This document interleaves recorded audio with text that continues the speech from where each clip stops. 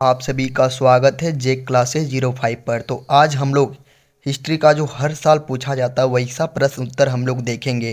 तो चलो हम लोग वीडियो को स्टार्ट करते हैं। तो फर्स्ट क्वेश्चन में दिया गया है कि गौतम बुद्ध का जीवनी को लिखिए। ठीक है, ये आप लोगों का 5 अंक का उत्तर होगा। ठीक है, बस आप लोगों को इतना ही लिखना है। ठीक है, और आप लोग अपना एग्ज़ाम से 5 नंबर ला के आ जाइए। ठीक है, तो देखिए कि इसका जीवनी के बारे में। तो गौतम बुद्ध का वास्तविक जो नाम था, वह गौतम बुद्ध का वास्तविक नाम क्या था? तो सिद्धार्थ था। ठीक है, और उनका जन्म 563 ईसा पूर्व में लुम्बिनी नेपाल में हुआ था। किस जगह पर हुआ था? तो लुम्बिनी नामक स्थान पर हुआ था। और किस जगह पर? तो नेपाल पे हुआ था। ठीक है, और उसके पिताजी का क्या नाम था? तो शुद्धोधन था। ठीक है, उसका पिताजी का क्या नाम था? तो शुद्धोधन शाक्य गणराज्य के राजा थे, मतलब वो शाक्य गणराज्य के राजा थे। और माता का जो नाम था गौतम बुद्ध का, वो माया था, माया देवी। ठीक है, और सिद्धार्थ का विवाह यशोधरा से हुआ। जो ये सिद्धार्थ है, जो गौतम बुद्ध है, उसका किससे विवाह हुआ? तो यशोधरा से हुआ। ठीक है, और उसके पुत्र का नाम था राहुल। और इसका जो पुत्र का जो नाम था गौतम बुद्ध का, तो इसका पुत्र का जो नाम था राहुल था। ठीक है, राजमहल में रहते हुए उन्होंने बुढ़ापा, बीमारी, मृत्यु और सन्यासी को देखा। ठीक है, वो राजमहल में रहते थे लेकिन उन्होंने बुढ़ापा देखा, बीमारी देखा और मृत्यु और सन्यासी को देखा। ठीक है, देखा, तो जिससे वह संसार के दुखों से विचलित हो गया, और इससे ही उसका संसार के दुखों से वो विचलित हो गया। ठीक है, 29 वर्ष की आयु में उन्होंने राजमहल छोड़कर ज्ञान की खोज में संन्यास ले लिया। अब उसने 29 वर्ष की आयु में ही राजमहल को छोड़ दिया। ठीक है, और ज्ञान की खोज में संन्यास ले लिया। ठीक है, कठोर तपस्या के बाद उन्होंने बोध गया के बिहार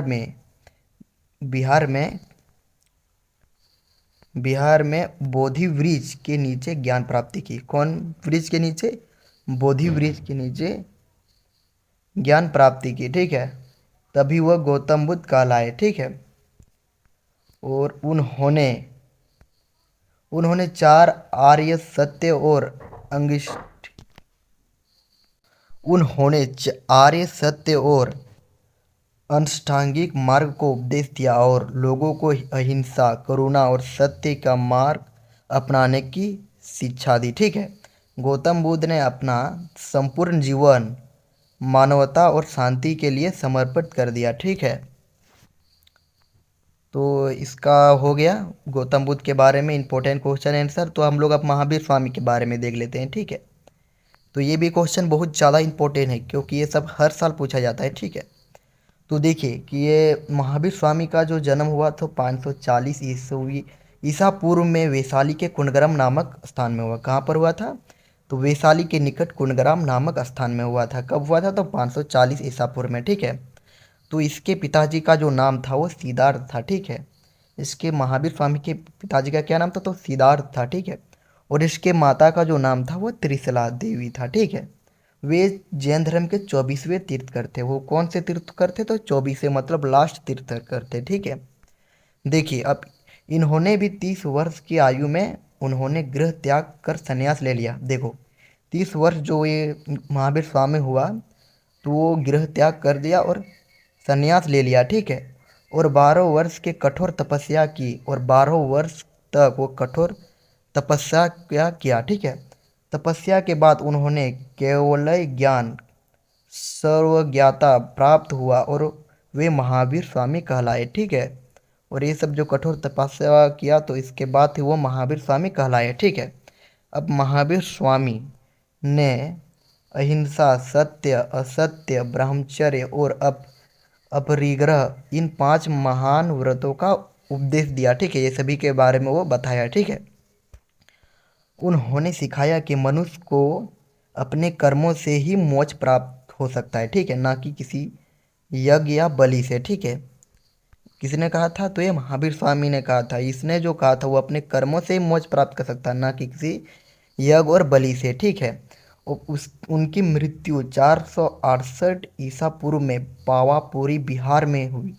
अब इसका जो मृत्यु जो हुआ था जो महावीर स्वामी का, वो पावापुरी में हुआ था। ठीक है, और बिहार में हुआ था। ठीक है, अब महावीर स्वामी ने अपना जीवन सत्य त्याग कर करुणा के संदेश में समर्पित कर दिया। ठीक है, तो हम लोग गौतम बुद्ध के बारे में भी देख चुके हैं और महावीर स्वामी के बारे में अच्छे से देख चुके हैं और दोनों को अच्छे से हम लोग समझ चुके हैं, ठीक है। तो हम लोग अब हड़प्पा सभ्यता के पतन के कारणों थे, मतलब इस सभी का पतन का क्या क्या कारण था, ठीक है। ये भी हर साल 5 नंबर में पूछा जा सकता है और पूछा जाएगा, क्योंकि हर साल यही सभी रिपीटेड होता है, ठीक है। तो देखिए, हड़प्पा सभ्यता जिसे सिंधु घाटी सभ्यता भी कहा जाता है, मतलब जो हड़प्पा सभ्यता है उसको हम लोग सिंधु घाटी सभ्यता भी कहते हैं, का पतन लगभग 1900 ईसा पूर्व में हुआ था। कब हुआ था? तो 1900 ईसा पूर्व में। इतनी विकसित सभ्यता के अचानक समाप्त होने के कई कारण माने जाते हैं, मतलब इसमें बहुत सारे कारण माने जाते हैं, ठीक है। अब देखिए, एक तो है प्राकृतिक आपदाएं हैं, ठीक है। कुछ विद्वानों का मानना है कि, मतलब कुछ विद्वान का भी मानना है कि बार बार आने वाली बाढ़ या भूकंप ने शहरों को नष्ट कर दिया, मतलब कोई कोई विद्वान कहते थे कि बाढ़ या भूकंप से शहरों को नष्ट कर दिया, ठीक है। सिंधु नदी का मार्ग बदलने से कृषि भूमि में भी बर्बाद हो गया, और सिंधु नदी का मार्ग बदलने से भी कृषि भूमि भी बर्बाद हो गया, ठीक है। अब पॉइंट नंबर 2 में देखते हैं कि जलवायु परिवर्तन, ठीक है। इस समय क्षेत्र में सूखा और वर्षा की कमी शुरू हो गई थी, ठीक है, जिससे खेती ठप हो गई और लोग शहरों में पलायन करने लगे, ठीक है। यह भी कारण है। क्वेश्चन हम इसका जो पॉइंट नंबर 3 देख लेते हैं कि आर्यों का आक्रमण। कई ऐतिहासिककारों का यह भी मानना था कि आर्यों का आक्रमण से हड़प्पा के लोग हार गए और सभ्यता नष्ट हो गई, ठीक है। हालांकि यह मत पूरी तरह से सिद्ध नहीं है, मतलब इसको हम पूरी तरह से नहीं बोल सकते हैं कि आर्यों ने ही समाप्त मतलब आक्रमण किया था, ठीक है। अब कुछ इतिहास को फिर मानना था कि 4 नंबर में आर्थिक गिरावट के बारे में। व्यापार मार्ग टूटने से व्यापार और उद्योग कमजोर पड़ गया। इससे शहरों में समृद्धि घटने लगी और लोग छोटे गांवों में बसने लगे, ठीक है। अब हम लोग 5 नंबर देखते हैं, पॉइंट नंबर 5 की स्वच्छता और जल निकासी प्रणाली नष्ट हो गया। शहरों में नाली व्यवस्था सफाई प्रणाली धीरे धीरे बिगड़ गई, जिससे लोग कठिन हो गया और लोग शहरों में छोड़ने लगे, मतलब शहरों को छोड़ने लगे, ठीक है। अब हम लोग हड़प्पा सभ्यता का सामाजिक जीवन और आर्थिक जीवन को देखते हैं, ठीक है। ये भी क्वेश्चन हर साल पूछा जाता है और ये 5 मार्क्स का है। हर क्वेश्चन 5 मार्क्स, और आप लोगों का लॉन्ग क्वेश्चन 5 मार्क्स ही पूछा जाएगा, ठीक है। ये आप लोग समझ लेना, ठीक है। तो देखिए, जो सामाजिक जीवन है, हड़प्पा सभ्यता का समाज संगठित और विकसित था, मतलब संगठित मतलब एक साथ रहते थे वहाँ के समाज, और विकसित था, ठीक है। लोग स्वच्छता और व्यवस्था को बहुत ध्यान रखते थे, मतलब वहाँ के लोग हमेशा स्वच्छता और व्यवस्था के बारे में बहुत ध्यान रखते थे, ठीक है। तो पॉइंट नंबर 1 में देखिए कि समाज में अमीर और गरीबी वर्ग का भेद था, मतलब समाज में अमीरी और गरीब का भेद था। लोग पक्की ईंटों के सुंदर मकानों में रहते थे, मतलब वहाँ के जो जीवन था वो, वहाँ के लोग पक्की ईंटों के घरों में मकानों में रहते थे, ठीक है। और पुरुष और महिला दोनों गहने पहनते थे, मतलब वहाँ के जो लोग थे, जो हड़प्पा सभ्यता के वहाँ के लोग गहने भी पहनते थे, पुरुष भी और महिला भी, ठीक है। जैसे हार हो गया, कंगन, झुमके आदि, ये सब। हाँ, आप लोगों को समझ में आ रहा है? तो इस वीडियो को आप लोग कमेंट करें और लाइक करें और सब्सक्राइब करें, ठीक है। क्योंकि मैं आप लोगों को इतना जब मेहनत कर रहा हूँ तो आप लोगों का भी यह फर्ज होता है कि आप एक लाइक और एक सब्सक्राइब जरूर करें, ठीक है। और हमें और बेल आइकन को भी जरूर दबाएं, ठीक है। तो अब देखिए, अब कपास, लोग कपास और ऊन के कपड़े पहनते थे, मतलब वहाँ के जो लोग थे वो कपास के और ऊन के कपड़े पहनते थे, ठीक। समाज में धार्मिक आस्था थी, मतलब वहाँ के लोग धर्म ही भी थे, मतलब धर्म।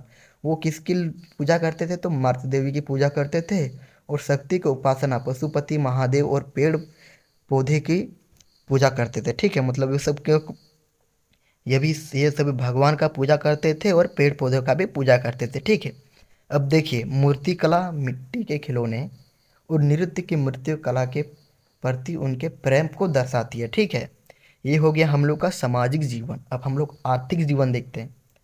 तो आर्थिक जीवन में देखिए देखिए हड़प्पा सभ्यता की अर्थव्यवस्था कृषि और व्यापार पर आधारित थी, मतलब जो वहाँ के जो व्यवस्था थी वो कृषि और व्यापार की पर आधारित थी, ठीक है। तो देखिए, तो मुख्य फसलें भी थी, जैसे कि वहाँ के लोग कौन कौन से फसल कर उत्पादन करते थे? तो गेहूँ हो गया, जो तिल, कपास, ये सब, ठीक है। और बैलगाड़ी, हल और सिंचाई प्रणाली का प्रयोग किया जाता था, और वहाँ के लोग बैलगाड़ी का यूज करते थे और हल और सिंचाई प्रणाली का प्रयोग किया जाता था। ठीक, घरेलू उद्योग जैसे मिट्टी के बर्तन बनाना, गहने बनाना, कपड़ा सुखाना, कपड़ा बुनाना या बुनना, धातु कार्य इत्यादि विकसित थे। ठीक है, वे मेसोपोटामिया, फारस और अफगानिस्तान तक व्यापार करते थे। ठीक है, और देखिए सील मुद्राएं व्यापार पहचानने के लिए प्रयोग की जाती है। ठीक है, तो आप लोगों को ये वीडियो अच्छा लगा तो अपने दोस्तों के साथ ज़्यादा से ज़्यादा शेयर करें। उस वीडियो पर आप लोग नए हैं तो इस चैनल को सब्सक्राइब कर लीजिए। ठीक है, क्योंकि इसी प्रकार मैं आप लोग को वीडियो बनाऊंगा तो आप लोग को नोटिफिकेशन जाएगा, इसलिए नोटिफिकेशन को भी ऑन कर दीजिए। ठीक है, और मैंने आज इस वीडियो में 4 very very important question answer बताए हैं, और आप लोग यदि कमेंट करेंगे तो मैं और 4 वीडियो आप लोगों को बनाने का प्रयास करूंगा। ठीक है, और मेरा वादा है कि आप लोग मेरे वीडियो को देखेंगे तो आप लोगों को बहुत से बहुत अच्छा अंक आने का संभावना है। ठीक है, तो जय हिंद, वंदे मातरम।